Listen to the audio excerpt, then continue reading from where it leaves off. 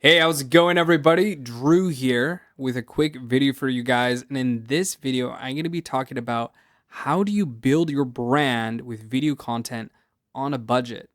You don't need expensive gear or any sort of crazy video budget to create impactful videos, believe it or not.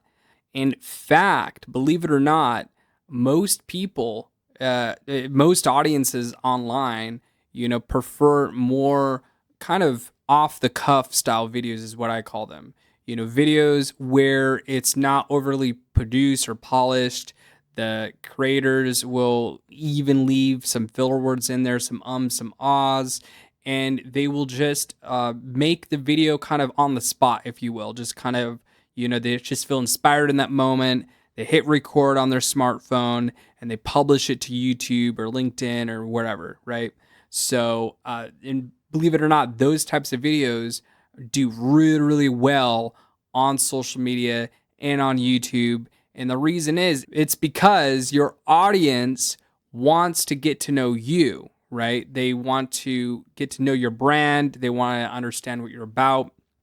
And so if you're trying to do an overly produced video, like it's like some sort of commercial with shot on red and shot in 8K and with all these crazy lights and effects and stuff, you're going to alienate people because, believe it or not, that feels, for most audiences, when it comes to content, it feels inauthentic. It feels kind of like if you're a plumber and you have videos like that, can you imagine people, the people who want to consume plumber content and potentially hire a plumber, and they see your overly produced YouTube videos on plumbing, shot in 8K with a red, they're going to be like, who's this clown, right? So it's the same type of thing, right? And believe it or not, a lot of really, really great content creators or business owners who put out really educational content,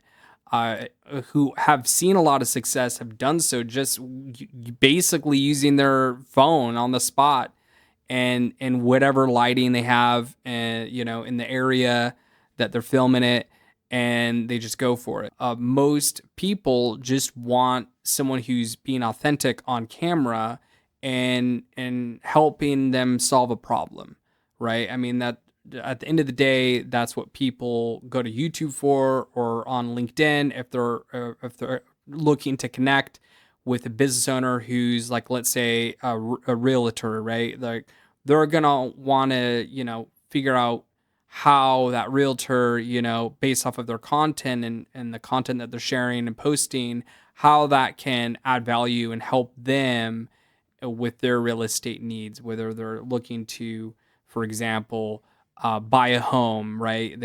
Or they're going to do research naturally, and so the content is going to be very, very valuable as a way to connect and to build trust.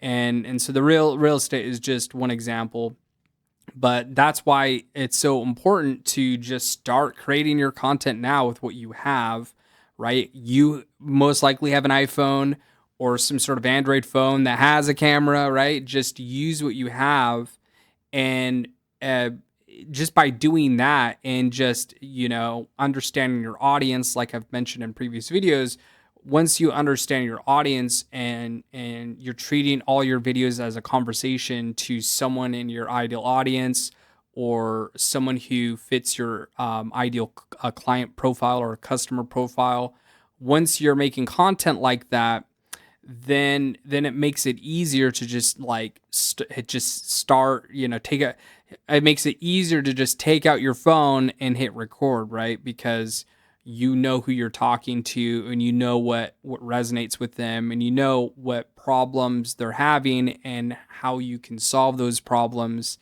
and in a quick little video giving them a tip or insight or whatever. And so what I always recommend to people, if you're going to be starting to put out your own content, obviously start with your iPhone or Android phone, and either use the built-in camera app or get something like I use, which is an Android app, which is I think it's I'll put it. I forget the name, to be honest, so I'll just link it here or put it on the screen. But there is a great Android app where it gives you more manual control over the camera and all that jazz. But really, you just need whatever is built into the camera. And I highly recommend getting a clip-on microphone, though you don't need it because, like if you're just filming it in your office or bedroom or whatever, you probably don't technically need a clip-on microphone, but I highly recommend it just because it just will alleviate so much background noise. It'll get rid of so much background noise, and the audience and everyone will focus on your voice, right? Which is the entire point. Another reason why I recommend clip-on microphones or lav microphones is because nowadays, like if you go on Amazon, you'll find that there's a lot of lav microphones exclusively designed for smartphones, and they typically aren't very expensive too. So I highly recommend checking that out. Or you could use something like I have right here, which is a Zoom H1, which is a great all-around microphone that you can use for a variety of different things. You can use it as a USB mic, like I'm doing it right here, or you can, take it with you and use it as an external, like handheld, like microphone, depending on what you're gonna do. But there's just a lot of options when it comes to good audio. Some creators like using the ear pods and using the microphone in there. That's fine. Like whatever is gonna help you get clean audio, definitely use that. And in terms of lighting, you really don't need a crazy ring light or anything like that, but you definitely need light. It's very important. You need some good light on your face, and you don't want it underexposed, meaning your face is too dark, and you don't want it overexposed where you're washed out and you have bright white spots like all over your forehead or whatever, right? So you do not want that. And I've made videos in the past of lights I recommend. If you're going to be doing videos like kind of in the style I'm doing right here, where I'm at my computer desk and I have a light set up, right? Or there's also smaller lights, like video lights, that I recommend that you can get. And I'll include those down below that you can use. Like you can get an iPhone mount, right, or smartphone mount, and then you can mount like a small little light on there. And if you wanted to do that, right, the light I use right now is essentially like a type of light where you plug in a light bulb and it has like a little holder for a lighting umbrella.